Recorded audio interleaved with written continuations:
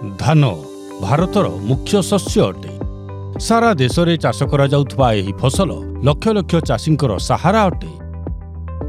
किंतु घास यार अमल क्षमता को कम कर दिए। सरुआ पत्र घास, मुथा आउ चौड़ा पत्र वाला घास धानर अमल को अत्यंत क्षति पहुंचाई थाए। एबे घास उठिला मात्रे ता उपरे नियंत्रण पांतु यूपीए नहीं आसीछि राइस बॉक्स।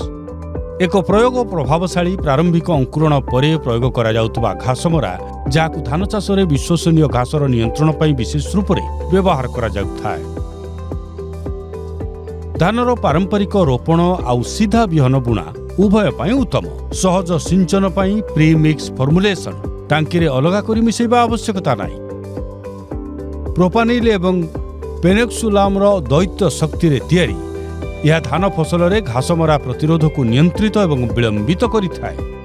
सरुआ पत्र घास, मुथा आउ चौड़ा पत्र वाला घास उपरे विश्वसनीय नियंत्रण प्रदान करिथाय।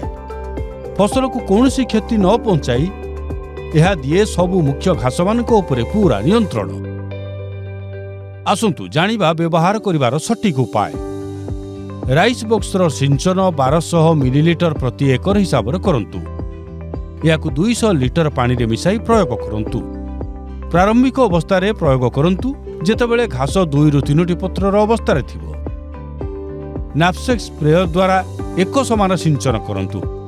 फ्लैट फैन किंबा ब्लड जेट नोजल सहित घास मरार सिंचन पूर्वरु जमीरु अतिरिक्त पानी बाहर करिबा अति जरूरी।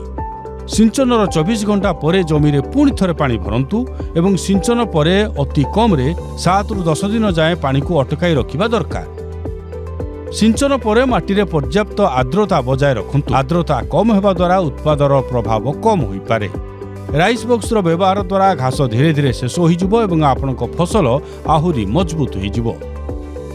एबे घासर चिंता छाड़ंतु, भरपूर अमलर आनंद नियंतु।